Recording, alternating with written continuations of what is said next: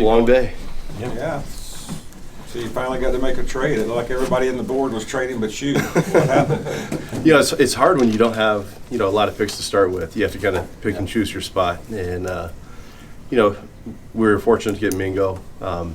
It kind of fell how we thought it would fall, that first pick, all the way down to 39. And just it went clean off the board. And then, when you really look at it, there's like a run. Pass rushers went, you get in that third round. And if you don't go up and get a pass rusher at that point, there's really not much left. And, we're looking at the board now. And, you can argue both ways, but I think, we did the right thing based on our board, based on our team. We went up and were aggressive and did that. What do you guys like about Mingo? I mean, size, speed, elite ball skills, good scheme fit for us. Will be physical in the run game. Really checks a lot of boxes for us in a lot of ways. What was it about DJ Johnson that you guys felt it was important to trade up and get him? Well, like I said, he was one of the last pass rushers on the board. You never want to force a need, but this is a 6'4", 260-pound guy that ran 4.4. He's got rare traits, and with our staff and the conviction that EJ and Dom and our coaching staff had with him, the way our scouts felt about him, there's a ton of development with him, and his upside is huge. He's a guy that's played tight end. He's played defensive end. Once he settles in and gets the coaching, this guy can be a force off the edge, and I think his best ball's in front of him. His test numbers are more straight line speed than like his 3-cone 7.33. Do you think that better fits him for outside linebacker than maybe projecting him to defensive end? Yeah, I'll let Coach talk about how they're going to use him. So there's a couple different styles of outside linebackers in our system.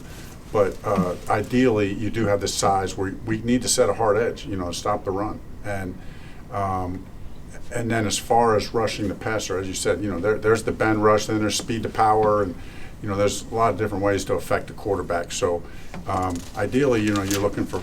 We talk about in our defense, we're looking for 4 guys. So you got 1 through 4, and you can have different types of guys. Obviously Burns is number 1, right? So. He's the speed guy, but we really see DJ as kind of a power guy, and then, as Scott said, continue to develop him into a more complete player. Scott, on Mingo, we heard Dave last night talking about maybe receiver wasn't going to be a big need.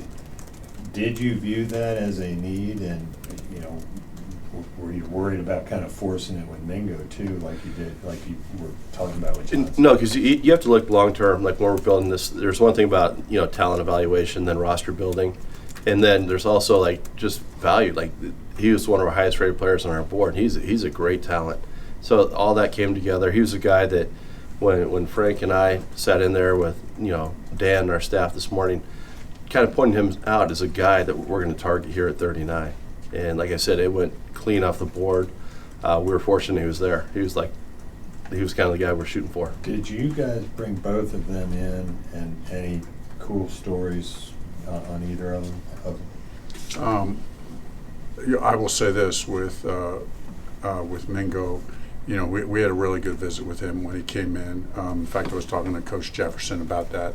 I was not in that one particular meeting with Coach Jefferson, and when he was one-on-one with him, but apparently from talking to him today, it was a super dynamic meeting. There was a genuine bond and connection between the two of them. So I think very excited to work together.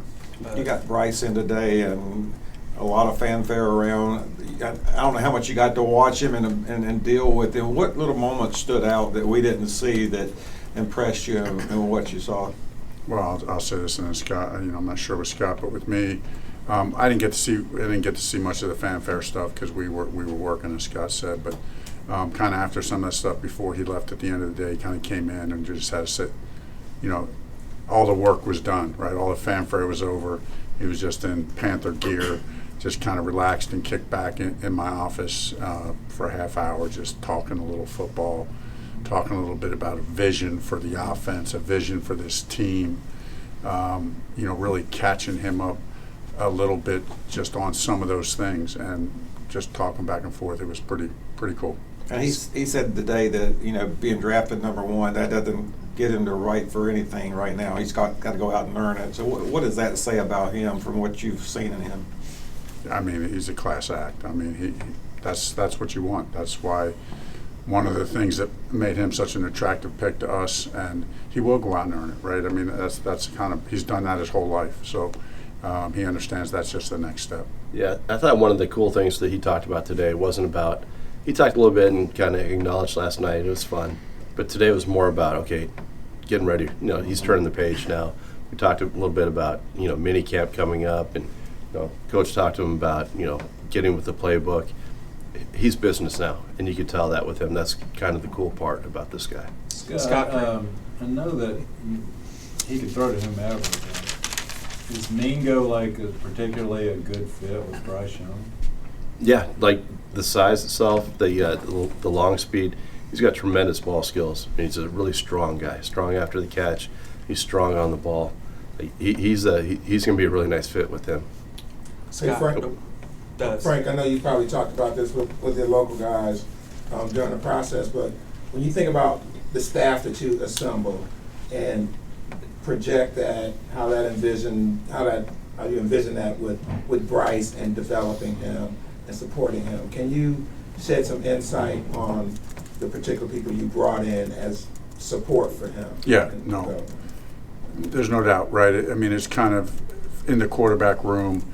There's a lot of power that goes into that room, a lot of work that goes into that room.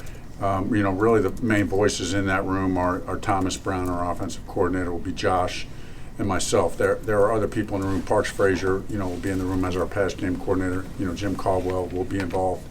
And really what we do is kind of divide and conquer. Everybody gets kind of assignments on the work that needs to be done to help prepare the quarterback and really help prepare our offense. But then we try to streamline the communication. So, you know, it's kind of a process we've done for a long time. It's been kind of vetted and feel good about how we do that. You don't want too many voices, you know, too many cooks in the kitchen, as they say. So we're pretty much like most staffs. We kind of split up the work, but then consolidate it all, and then it kind of all goes through Thomas as the coordinator, myself, and Josh as the quarterback coach. Hey, Mike, you have anything? Yeah. Scott, Frank, was Mingo the guy you talked about last week that you had a great meeting with? We had a great meeting. It was. He was the guy that he came in the office. Dan Morgan, I sat in there, and he just has a vibe about him, like kind of a toughness, and he's all about ball. He's got a little country to him, and totally different than I thought. But that was the guy. He was really cool. And then Frank, I mean, when you watch Mingo, he's used everywhere. For a guy who's known for being a creative play designer, like, what does he bring to this offense from a creativity standpoint? Yeah, you can move him around. You know, we put all of our pass game into kind of different families. And we just, as I said earlier, we just see him as a really good scheme fit. We run a lot of shallows, crosses. We want to get the ball vertical. He's been very effective there. And the thing about a guy, like Scott said, when a guy has elite ball skills and you got a super accurate passer like we do, that's just a really good combination. You know, just get it near him. Like Scott said, he's got strong hands to the ball. You know, he'll be a great target for Bryce. Scott, both of these guys a little like Arno and Smith last year in that their traits and skill set may be a little more impressive than their college production? I would say with, you know, DJ, when you look at it, that's the first thing that pops out is what's on paper. But then when you watch, when he just knows what he's doing, he's getting off the ball, he's got some power to him, and which is different. A lot of guys have speed, and they may not have the power to do that, but now he's got that ability to long arm. They're going to work with him, teach him some technique, but he's got some knockback, and he's just not like a one-trick pony. Kind of Guys, going off of DJ that, is it kind of like you talked about needs versus best player available sometimes? Does I guess later you get into the draft, does sometimes those physical traits play a big factor into picking a guy over somebody else that may be a need? Yeah, I mean, it's a balance. It's case by case. But when you do take those traits, guys, you believe that we have the right coaching staff. We have some really good coaches on this staff.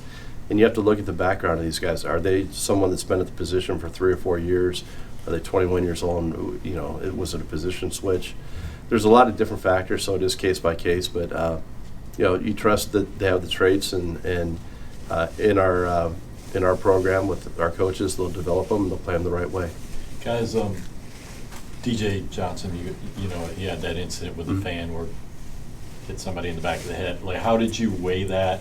What did you talk to him about? And obviously, you're okay with it because you traded up to get him. But what was the thinking behind that? So we're aware of that, and we talked to him about it. And you know, our coach, our scouts do a great job of getting to know these guys and vetting them and working through it. And you know, we think he's grown from it. Like there was remorse, and I think he's grown from it. Scott, do you think you'll just sit and take 2 tomorrow, or what's your plan? I think it's fluid. You know, it depends on how it falls. A lot of capital to really do a ton. Yeah. You know, if there's players there on the board, maybe you move back a few spots. I don't know if we'll move forward, but just the way our board lays out, we have plenty of options right now.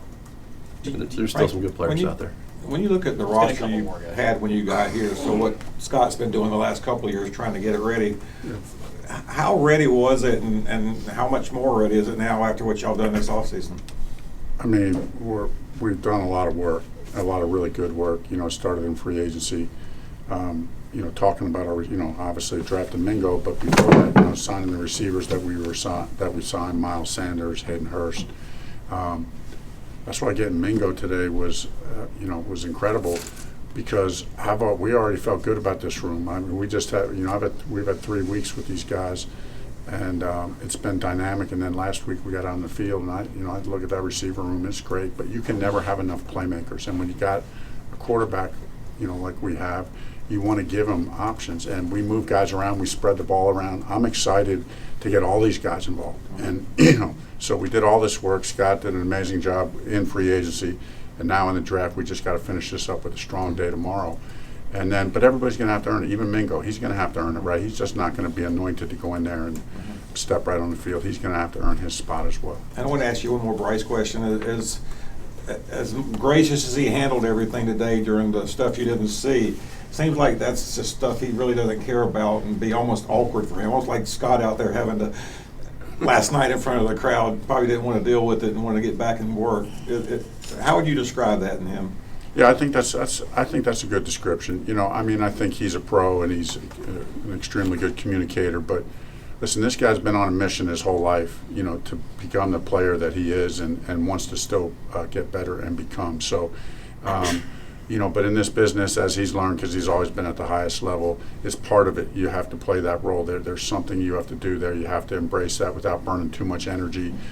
But he's a very focused individual. I could tell today at the end of the day when all that stuff was done, man, he opened up even in a different way.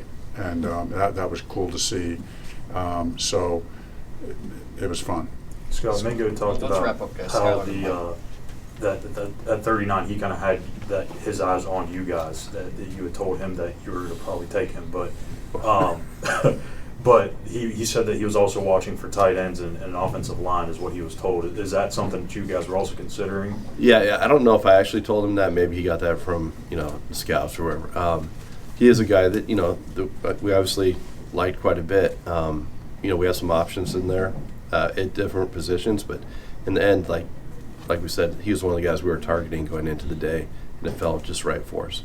Scott, as a former scout, tomorrow's kind of your day. It's Cole's day. It's Dan's day. Getting those guys from the late round picks, the undrafted free agents. What's your philosophy on undrafted free agency, especially when you don't have a lot of picks tomorrow? I think it's really important. You know, there's different ways to do it. As you know, every year there's guys that fall through the draft and make 53-man rosters that become good players. And so we have different strategies of how we're going to sign these guys. Maybe throw on the board. Maybe we'll guarantee some P5. Maybe, you know, higher signing bonuses, different things. But our scouts do a tremendous amount of work on these guys. And it is, you know, a day that we trust them to do their job and, you know, highlight the guys that we're going to go after. And we'll get the numbers from the coaches. How many, you know, tight ends do we need? How many linemen do we need? We'll fill those in because, you know, roster-wise, we're a little bit low right now. But there's going to be some, you know, good players that fall through the draft. There always is. So it's a big day for the scouts. Thank you.